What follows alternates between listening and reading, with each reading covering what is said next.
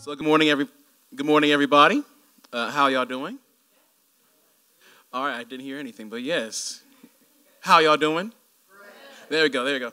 So, to be honest, I'm just gonna speak from the heart. I tried planning what I was gonna say last night. Thought about this morning. I was like, you know what, Lord, just take me, like an airplane, just take me, coast off. But anyhow, so I'm going to talk about the weeks that really meant the most to me in this internship so far, which is Train and Rain and Extra Mile. So first off, with Train and Rain, I don't know about y'all, but Mr. Larry talked about the word discipline. When I think the word discipline, I'm like, well, that just stinks. That usually entails like something's bad, something I did something wrong. Means there's gonna be tons of consequences. Really is something terrible. But he looked into it. Discipline isn't something terrible. If anything, it it provides grace. It breeds grace. It breeds forgiveness. It also breeds out for obedience on my part. Make sure I know what I've done to learn from it. Y'all follow what I'm saying? Okay, but I think for me this semester, I just really had the hardest time dealing with, Lord, what do you have me doing? I questioned God, like, God, why am I here? What am I doing with this thing in general? What is this task, what I need to do? If anything, I put shades of negativity on, okay, this isn't working out, this isn't working out, instead of looking at the grace and blessing behind, or the blessing. I kind of came up with some earlier, where there's stress and there's a test, you know you're going to end up blessed. So, but yeah, if anything, your testimony kind of really showed that to me. From a mundane perspective, we can look at the negative, which kind of transcends into my first part of the story, on our way to Florida. And to be honest, I didn't know where we're going. They didn't tell us for Extra Mile. I thought we were going to New York. So I was very surprised when I saw a sign that said Florida. But anyhow, we stopped at a Dunkin' Donuts for a pit stop and everything. Then I walked out, and I just see Casey evangelizing to this man, Mr. Morris. He was homeless, but he knew God, but he's like, yes, I just don't understand the hardships. And at first, I was just like, okay. Then I was like, oh my goodness, it's a mirror. It's a mirror here. I don't understand my hardships, but then Casey showed me that, first of all, God is greater than your hardships, understands the discipline. Don't look at things in a negative perspective. And so, I don't know why it popped up to me, but when we were about to head out, I talked to him like, hey, I'm just letting you know, I actually want to thank you because I know that feeling. So I left with this verse to him. I think Galatians 3:28, neither the Greek, the Jew, slave, nor free, male nor female, all are one in the eyes of the Lord. So there is no favoritism within the Lord. You know, I'm getting that. But God doesn't view us as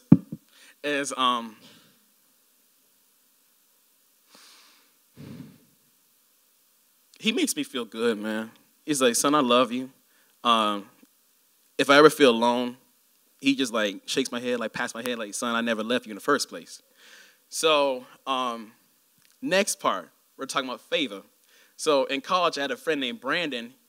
Like he always, I don't know how, there was also a sermon on this too we were listening to in the van. Anybody have that one friend, no matter what goes on, they somehow get the random thing or random good thing? Like you walk into a park, all of a sudden, the random stranger says, hey, you want some McDonald's? Here you go.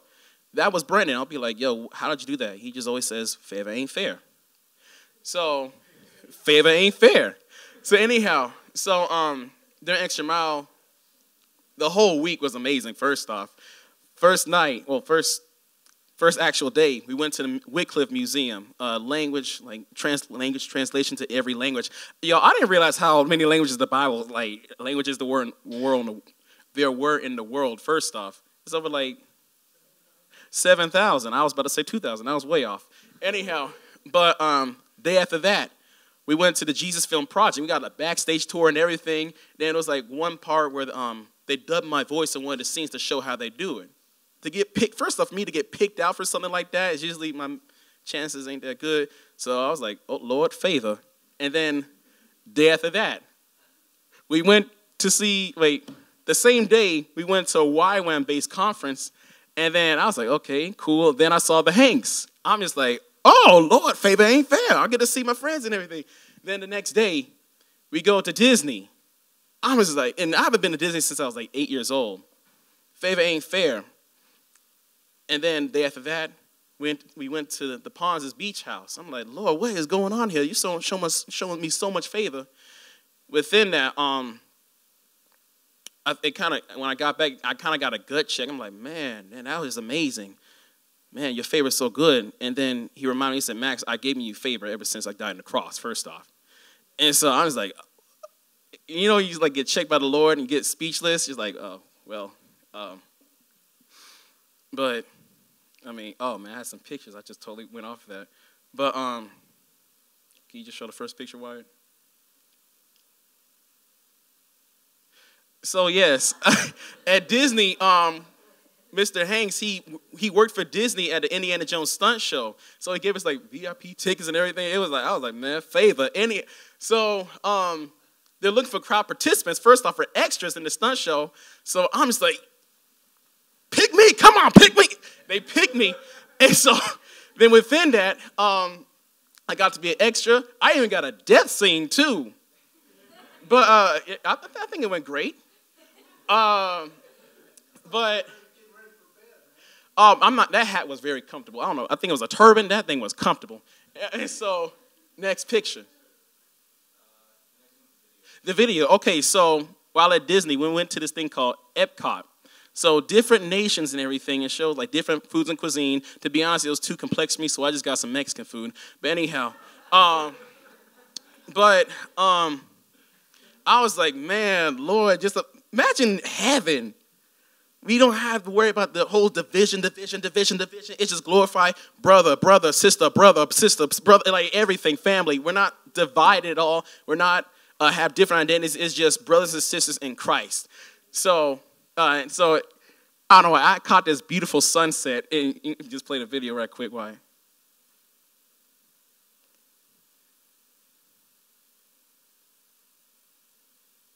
Oh yeah, that tag right there just shows the location where I'm at and everything.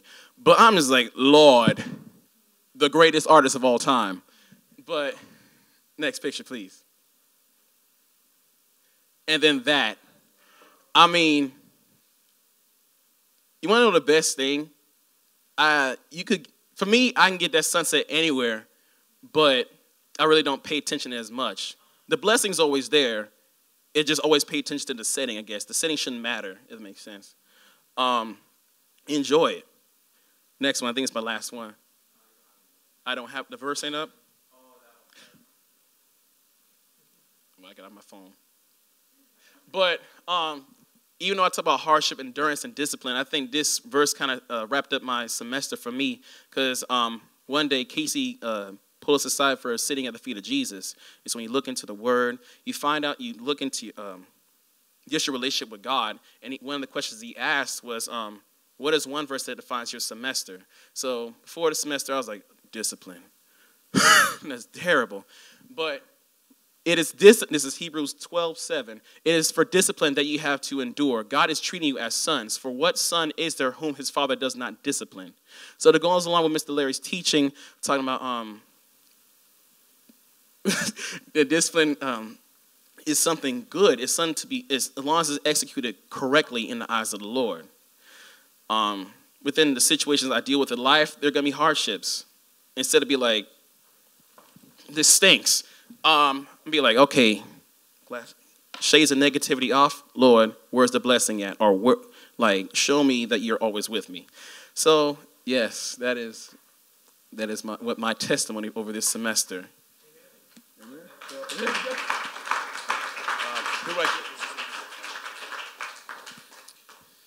We're going to take a little time to pray for these guys at the end. And dads, fathers, or husbands, fathers, men, if you would, I want you to start thinking of virtues of Christ that you know God wants to develop in this young man. And we're going to speak those things over Max. We'll do the same with the ladies. Ladies, if you'll consider the virtues of Christ, and we'll speak those over the girls that are with us today that will be leaving. But we'll do that all together at the end. Okay? I want to invite up, where is she? Young lady, Katya, would you please come up?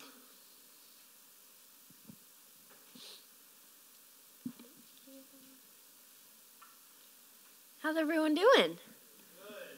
Good. So, a lot of you know I was adopted from Russia. I was adopted in I was born in 1998, and I was adopted April 26, 2002. Mom died of hepatitis. Dad wasn't a good man. And then in 1998, my parents came to Russia on a missions trip with Derek Prince Ministries, and they felt called to adopt from Russia. And so in April of 2002, they got to pick their kids, which were my brother and me, and they came and they adopted us and brought us home to Charlotte, North Carolina, which is where I currently reside.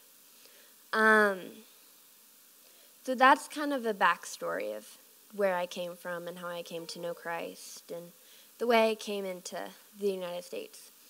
Home life is good. I have a very loving parents and brother and family, and I live in a Christian household. I've gone through hardships. I've gone through some really hard stuff in life. And then I've gone through the hardest of it this year. I've gone through a lot. I've been in hospitals, in and out of hospitals, in and out of medical facilities up until June. And so then my aunt, AJ's mom, actually came and spoke to my mom about Heroes Week and about CTCI. And I've heard about CTCI. I've known it's been a family thing and everyone's been here. And so through that, my aunt spoke to my mom. My mom showed me the video, and within 30 seconds, I was like, I'm going. And I didn't even know my cousin was going to be here at all. So that was an extra little bonus surprise. So I came for Heroes Week. God really got a hold of me, and I was sitting on the swing, and God just told me, you're coming back. And I didn't know what that meant because I was thinking, it'll just be a one-time thing. I'm not coming back. And then Savannah, who's not here, that Thursday when we were on a hike during Heroes Week, she mentioned the fall semester. And instantly, I knew I was going to return. So I went home, I prayed about it, mentioned it to my parents, and then I mentioned it to my grandparents, and they all felt that I should be here and led here. And it was also quite amazing because my counselor and my psychiatrist aren't Christians at all, and I mentioned it to them about a month before I came, and they were so, like, you need to go, you need to do this, you need to follow God's will. So that was really neat. That was also another confirmation that I should be here. And so then finally I got here. And as I got here, again, I was questioning, well, why am I here? Why am I here? So I had a few hard weeks in the beginning, very hard weeks. And then finally I sat down at the feet of Jesus over by the entrance. And I had my Bible, and I asked God, why am I here? And he said, healing. And then I said, well, can I get better now? And he said, I am faithful. And then I said, when am I going to get better? I am faithful. So the verse that really captured me this whole semester is Proverbs 31:25. She is clothed in strength and dignity, and she laughs without fear of the future. This is my phone case. And this was my phone case right before I went into the hospital. And I didn't know how much it meant to me. And the fact that it has been everything to me this semester is quite amazing. So it just showed me that he is faithful. And that no matter what I'm going through, he is faithful. So after that, I had some more hard weeks. I kind of hit rock bottom the 5th week. And then finally things got better.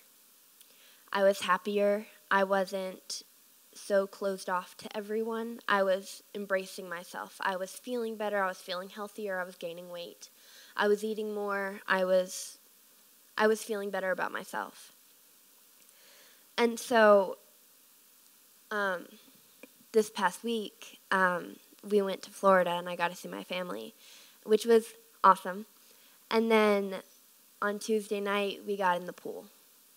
And I was in shorts and a t-shirt, and I jumped in the pool, and I wasn't ashamed of jumping in the pool. Because over the summer, I was underweight, extremely underweight. I was about 100 pounds. And then I felt so insecure about myself. Like, what am I doing? Like, why am I was like a little shriveled up ball. Like, I wasn't happy. I wasn't healthy. I wasn't myself.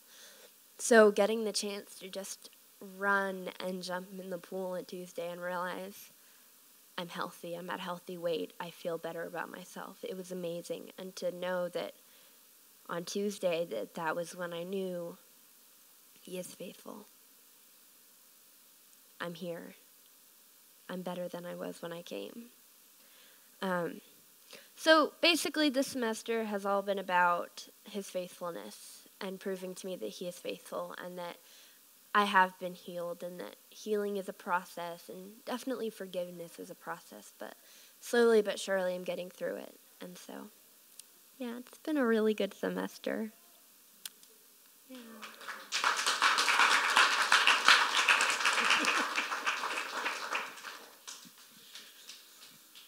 I don't know who's left. I'm not sure. Are we done? Ms. Raymond, would you please come up? Michaela Raymond.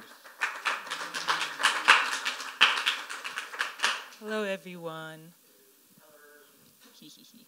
So, my semester started out a lot like the way that the others did, with like not being sure that they were going to go, and not sure if it was the right thing. But long story short, I ended up going. And one of the main reasons, actually the main reason that I wanted to go was because I wanted to know how to hear God's voice and how to obey Him. Because really all I wanted at this point in my life was just to be able to hear Him and to just do what He says. That's all I wanted. I didn't want to have to guess at it. I just wanted to obey and have it all clear for me.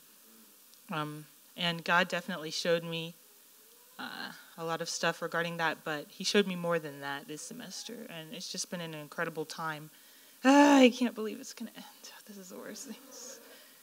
You guys have no idea how much I've enjoyed being here.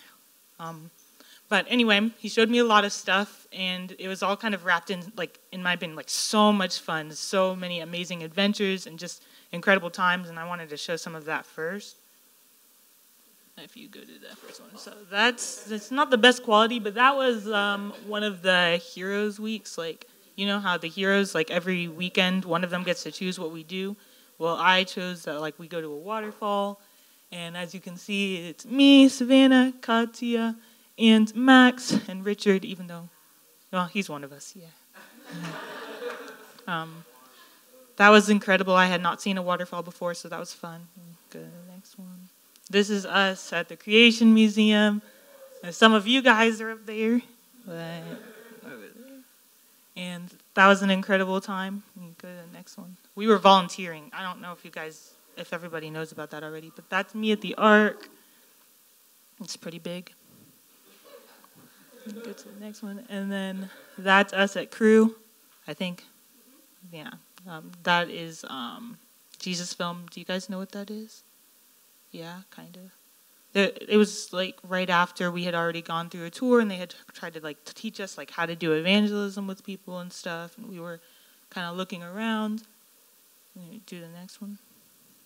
This is us at Disney. We were in this ride called Soarin'. It's kind of hard to explain that ride, but basically you sit in something like that, and you end up flying over all these places, mountains and stuff, and it feels like you are so much. It's just a lot of fun.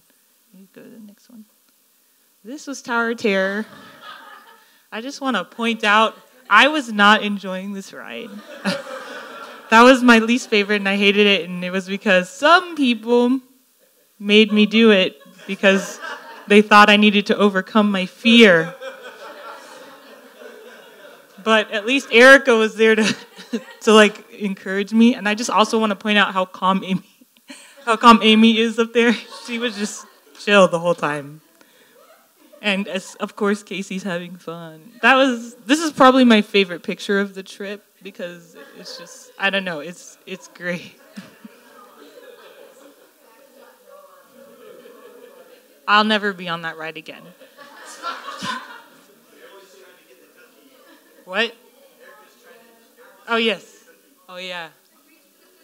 Because apparently if you reach up, it's supposed to help. I wouldn't know because I just couldn't let go of the wall. So, yeah. I think there's like another one. And that's me and AJ and Amy at the beach. We were cold, if you can't tell. But it was an incredibly beautiful time, and I still got in the water, and it was a lot of fun. And just hold it there. I just point all of this stuff out because, like, God has taught me so many great things throughout the semester, and, like, things that I'll never forget, things that will lead me for the rest of my life. But the whole semester, even though that's the main point of it, it was so much fun. You guys, it was so much fun. There's, like, way more that isn't even up here. And it was just incredible. And I was tempted to just kind of spend a good 10 minutes ragging on CTCI for how amazing they are and just, like, talking about it. Casey let me know, like, he mentioned to me earlier this morning that not to do that. I don't know how he knew that I was going to do that. Or I don't know how he knew that was in my head. But he was like, don't go up there and just talk about how amazing CTCI is. It was the Lord that brought all of these experiences to you. It was him that was showing you his love through all this joy and all this fun. It was like a gift to you from him. And that's like, it's difficult for me because when people do nice things, it makes more sense for me. It's kind of hard. I don't want you guys to get the wrong idea, but it's hard for me to believe that God loves me, like, personally. Like, it makes sense, but on a practical level, it's like, well, he's, like, really amazing. I don't know if he's, like, super personal with me, like, loving me that much. Like, I don't know. It's tricky. And I know that that's not the way that it is, and it's something I've been working through this whole semester and that I've really appreciated learning about. So, here we go. So that's one of the main things that I learned this semester was just that God really cares about me personally. And he showed me this through, like, two main ways. One of them being what you guys might imagine, which is, like, you know, nice things. Like, whenever there's a struggle or an issue, he, like, tries to fix it. Or he doesn't try. He, like, fix it if he's going to actually do it. Trying to, like, think of some good examples. I don't know. There have been times during the semester that I struggled too. It hasn't been all like roses and rainbows for me either. And through those times, like, the Lord has, like, miraculously done things that I wasn't going to even initiate to try and fix those issues in my life. Like, I'm not the type of person to go up and be like, hey, I'm struggling with this. Can you help me? But the Lord, like, brought those issues up and just kind of, I don't know, he made it without me even any effort at all, he, like, worked to fix those issues in my life. And that was just one of the ways that really touched my heart with how he loves me and he cares about me and my actual life. Another way is through showing me ways to improve and ways to, just what's wrong, what I shouldn't be doing, what I shouldn't do. And I think that all of us understand how encouraging that is too, even though it might not be super fun. Just noticing, like, wow, I was struggling with this and it was not good, and the Lord, like, specifically worked on it this week, this whole time. Like, that's so encouraging. He cares about those things too. He cares about everything that we're going through. I don't know how to explain it super well, but this whole semester has been so encouraging, and he's taught me a lot of practical stuff. I'm not going to go over all of it, but it's just like relationships with other people and responsibility at home, being disciplined, even simple stuff like making up the bed and waking up earlier, things like that. They make a difference. You know, we're humans, we're natural beings, That actually reminds me of something I read in the Screwtape Letters, which I borrowed from Tony over there. I borrowed that book, and I read it this semester. It had a huge impact on me. One of the things that it said in there was the fact that a lot of humans, once they become Christians, if you guys don't know the Screwtape Letters, it's like a demon that is teaching another demon how to get this Christian man to, like, go to hell instead, like, not to be a Christian, basically. And so the demon is telling him, like, a lot of humans, when they become Christians, like, they think everything has to be spiritual from then on, everything physical and everything, like, that they can see and stuff, none of that, like, has any effect at all. And to keep them in that place because they don't, because they'll, like, downplay how important that stuff is. But it still is important. Like, even things that are practical, like waking up early and not, like, being too tired and wanting to stay and sleep.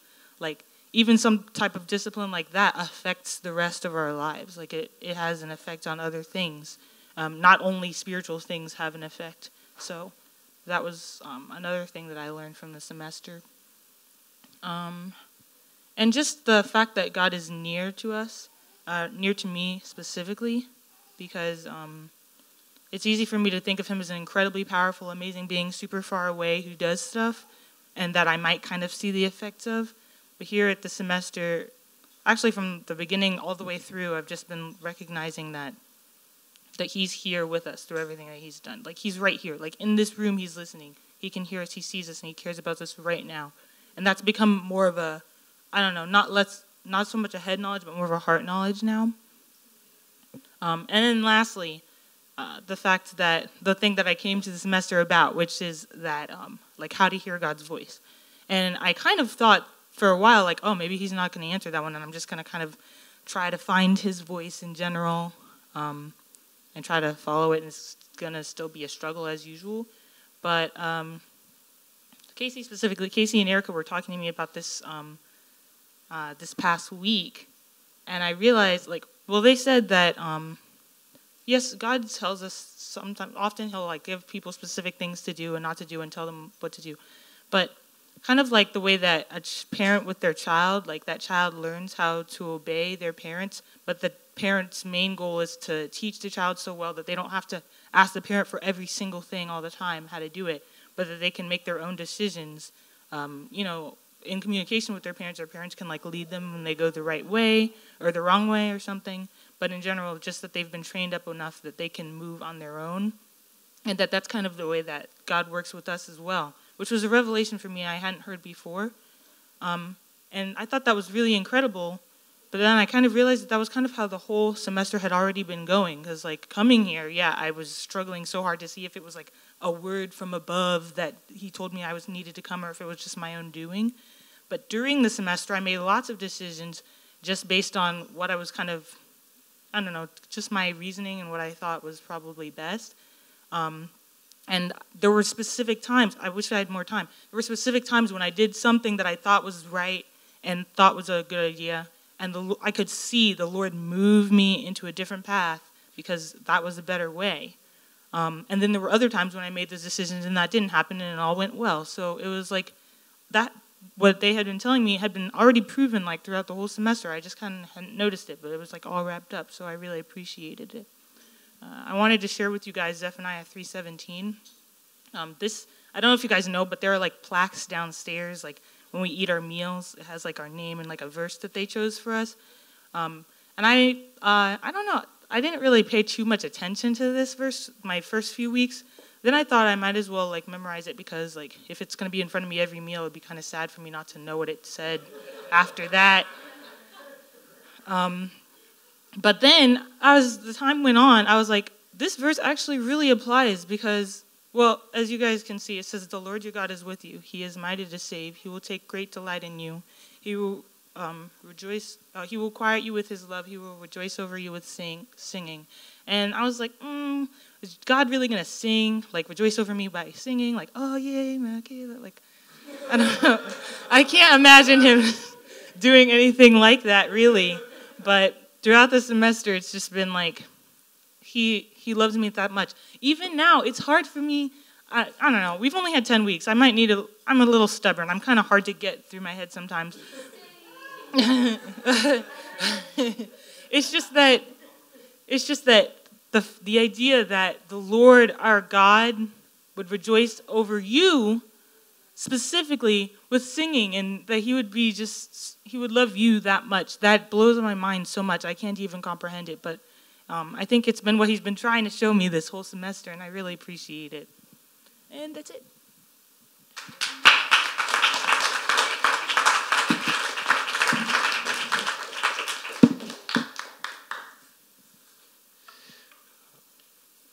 These guys don't know, but in the same way that the Lord's been leading them, the Lord was leading like a great fatherly shepherd the rest of the staff. And for the entire semester, the Heroes team was in prayer over a trip that was up northeast. And we were believing God was leading us up there, and we were making plans to go that way. And the week prior to this, it became very, very clear that doors were beginning to close and that that's not where he was going to lead us. And so we also were in that place days before this trip where we just said, Father, we have nothing. We have nothing. We have no direction. We're clueless on what you want for us and how you want to love them. And he literally, within 24 hours, stole and robbed us of everything that we had planned and put a new direction in our hearts and in our minds. And then he began to piece together and provide everything that we needed. And it was a wonderful picture. We showed up down in Florida Monday evening to a house that AJ found it online that we rented, and it was far under budget that we had planned. It was perfect. It was wonderful. They got to go to Wycliffe Translators on Tuesday. Probably spent 4 or 5 hours there. If you've never been down to Wycliffe, Wycliffe is engaged, they said, in over 80% of all translation work that's taking place in the world today. So they have more translation work, or they have more activity in language than the UN has in language. That's how far or what they're doing for the world. The Bible has been translated into more languages, and they've been a part of that more than anybody else. And so they got to see all that God's done to draw people to himself through the translation of his word. Then on Wednesday, we went over and we spent some time with Jesus Film, which Jesus Film is like the evangelism branch in the technology world of Campus Crusade. They made the Jesus Film. It's been produced and used around the world for in more countries than any other film, translated into more languages than any other film. It's in the Guinness Book of World Record. But we got to sit down with their staff, and for over 2 hours, they just taught us and gave us tools to do evangelism and to use their resources. So it was a very sweet time. Then Thursday morning, we woke up. We started driving into the great Disney World, and Michaela, it was so funny. She had it in her mind that, well, God, they might get us into Disney, but they're definitely not going to let us ride any rides. They'll probably make us walk around and evangelize people. They'll make us go around and pray for people, but we're definitely not going to enjoy anything that's taking place here.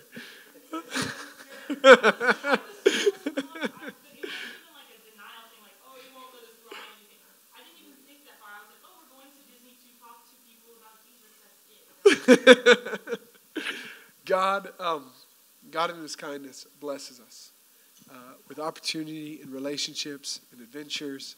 And so it was a very precious and sweet time that we had down there.